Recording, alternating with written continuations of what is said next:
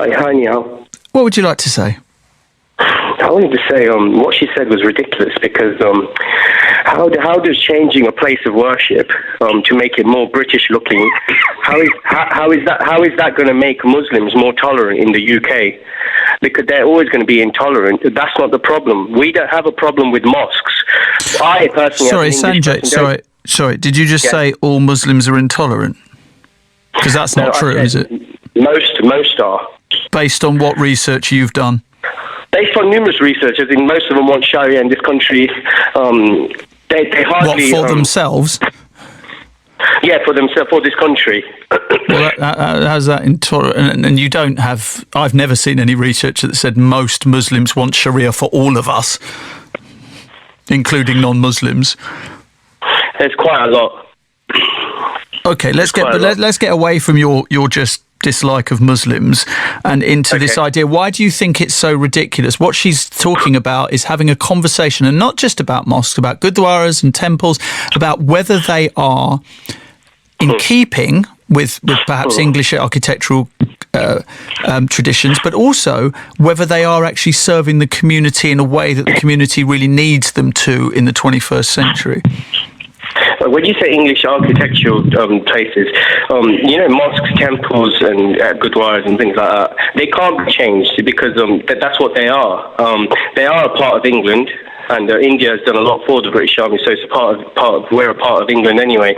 The problem is not the religious buildings or the places of worship. The problem is how people act in the UK when they show total intolerance towards other faiths, and the only people who are doing that are Muslims, and it's coming from Islam, and that's the truth. Sanjay, Islamophobic attacks are up in huge numbers year on year, which actually shows that Muslims are becoming the victims of intolerance. I don't think so. I don't really think so anyhow, because there's quite a lot of right-wing groups who are getting targeted more than the Muslims are. I mean, right-wing groups can't even walk through the England nowadays peacefully demonstrating without getting torn apart by Muslims in groups and stuff. And the police come and they can't even control it because Muslims are that out of control.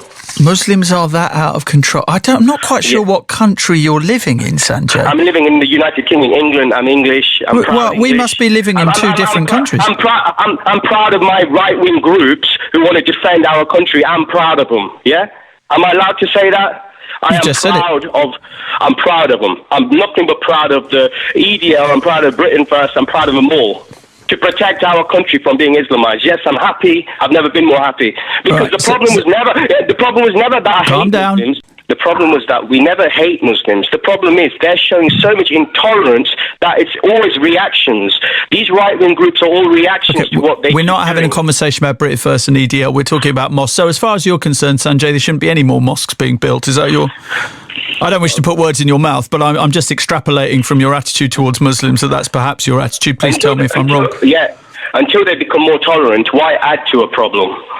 And also, I want to say thanks for not mentioning what happened in West Bengal and the Hindu that got killed in India by 3 Muslims before being a Hindu. But, yeah. All right, Sanjay. Okay, all right, okay. Sanjay, thank you very much indeed.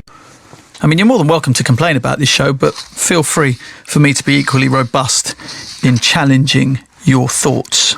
And thanks for the hashtag Nihal the Muppet. Brilliant. Nice one, Shazad. Really grown up. Yeah, I'm sure your parents are really proud of that.